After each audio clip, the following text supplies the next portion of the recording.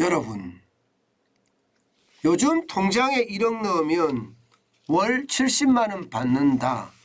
이 말이 사실일까요? 이거 일부는 사실입니다. 전체가 사실은 아니지만 여러분 이거 한번 보세요. 서울 봉천동에 있는 관악신협 적금 이자율이 10%입니다. 10%면 여러분 월 이자율이 얼마일까요? 1억을 넣으면 10%면 연 이자를 보세요. 연으로 보면 1,000만 원이잖아요. 그죠? 1,000만 원. 1,000만 원이면 1,000만 원에서 이게 이자 소득세를 빼자고요. 이자 소득세는 과세를 하면 여러분도 알다시피 15.4%입니다. 15.4%. 1,000만 원에 15.4%를 과세를 하고 나면요. 남아 있는 게 846만 원입니다. 그러면 월 1억을 넣으면 846만 원을 번다는 이야기죠.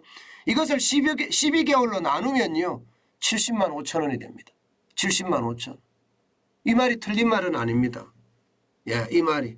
물론 모두가 지금 예금이나 적금 이자율을 10% 주는 것은 아닙니다. 뭐 일부 저축은행에서 돈을 빨아들이기 위해서 10% 금리를 준다 이렇게 이야기를 하는 거잖아요. 그 바람에 새벽부터 시작을 해서 줄을 섭니다. 그것도 몇십 미터가 아니에요. 몇백 미터 줄을 섭니다. 어떻게 하든 적금 가입하려고 말입니다. 그런데 이거는 대부분 특판 상품이기 때문에 다 가입할 수는 없습니다. 이게 일부만 가입하겠죠. 그리고 새벽같이 늦은 잠 덜 자고 나와서 뭐 하면 이게 되지 않겠느냐 뭐 이렇게 이야기를 합니다.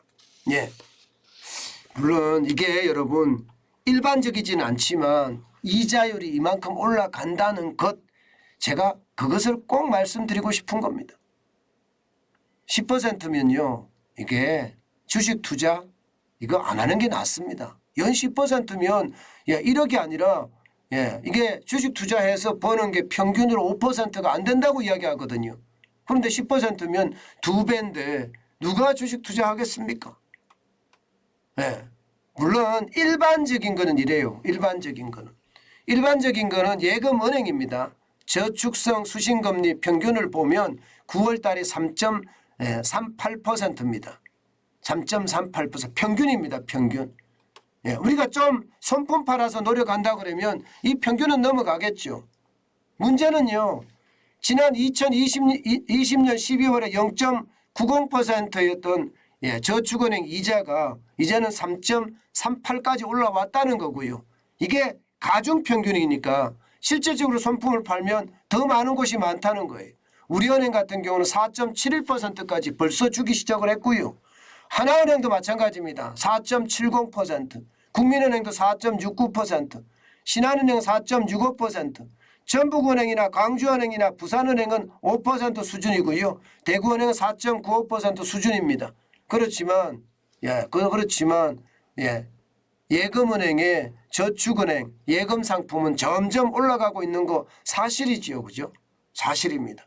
그런데 여러분 이것은요 지금 당장 이야기를 하더라도 월 40만 원은 이미 받는다는 이야기입니다. 월 40만 원. 보통 예금이 이 정도 되니까 월 40만 원은 받을 수 있다는 거예요. 월 40만 원. 1억을 넣으면 말입니다. 그런데 이게 40만 원만 되겠느냐 이거예요. 앞으로 금리가 계속 올라간다고 하니 여러분 보세요. 지금 미국이 기준금리를 4%까지 올렸습니다. 우리는 지금 기준금리가 3%입니다. 1%포인트가 차이가 납니다. 그러면 우리도 따라 올리겠죠. 당연히 올릴 겁니다. 11월 24일 날 우리도 기준금리를 빅스텝을 할 수밖에 없을 거예요. 0.5%를 올린다는 뜻이에요. 그럼 3.5%가 된단 말입니다. 3.5%. 빅스텝을 안 하면 미국과 금리차가 너무 많이 나기 때문에. 그러면 0.5%의 기준금리가 올라간다 그러면 예금금리는요. 예금금리는 당연히 더 올라가겠죠. 그럼 5%가 다 넘어간다는 거예요. 5%가.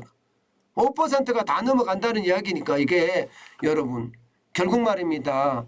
월 70만 원까지 바로 되지는 않겠지만 지금 서서히 금리가 올라가는 거에 따라서 1억을 예, 은행에 넣으면 월 70만 원을 받을 수 있는 그날도 올 수 있다. 예, 일반 은행에서 바로 오지는 않겠지만 지금 5.5% 되면 5% 받는다는 이야기니까 그죠? 50만 원까지도 받을 수 있다는, 물론 새해 전이긴 하지만 그렇게도 받을 수 있다는 이야기가 되는 거잖아요. 아마 지금처럼 가면요 더 심각해질 거고요.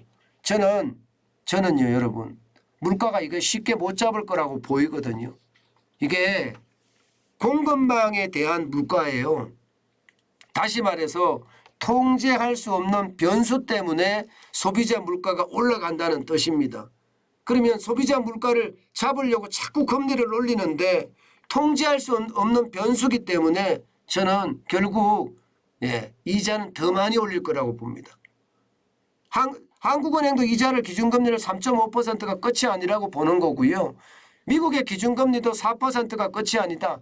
적어도 말입니다. 5%까지는 가지 않겠느냐 그런 예측까지 합니다. 그러면 우리는 4% 이상을 간다는 이야기잖아요.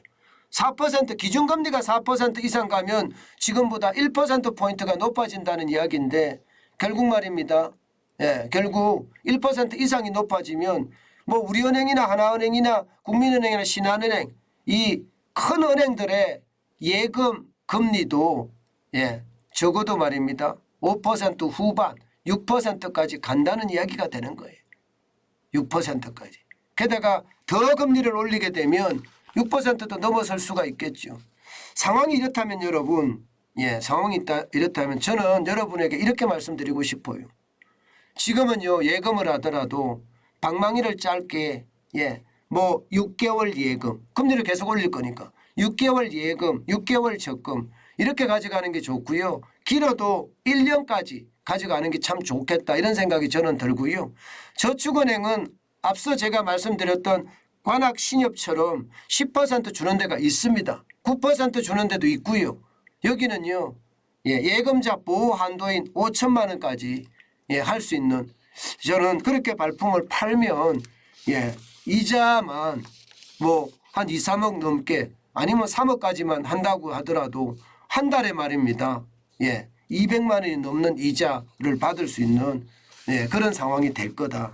물론 이자 200만 원이 넘으면 연소득이 2천만 원이 넘으니까 또 세금을 내겠지만 세금을 낸다고 하더라도요. 요즘 같을 때는요. 이자 많이 주는 곳을 찾아가는 것 저는 꼭 필요하다고 생각을 해요. 그만큼 손품을 팔고요. 시장의 어떤 그 분석을 많이 해야 된다. 저는 이렇게 생각합니다. 돈이라는 게 10% 금리 주는 것은 충격적인 수준이거든요. 그렇기 때문에 많은 사람들이 밤새워서 가잖아요. 줄을 서 있습니다.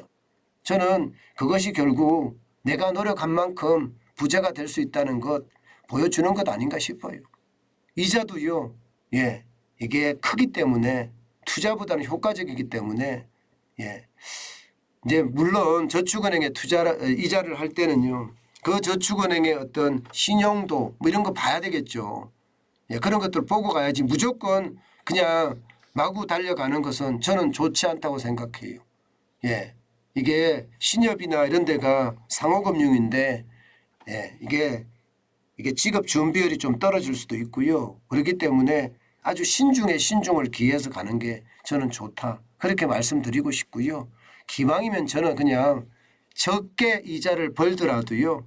그냥 시중은행 있잖아요. 5대 시중은행. 5대 시중은행에 짧게 3개월 6개월 단위로 이렇게 예적금을 드는 게 어떨까. 적금은 좀 1년 단위로 들어야 되겠지만 예금은 그렇게 드는 게 어떨까. 저는 그런 생각 지금 많이 해봅니다.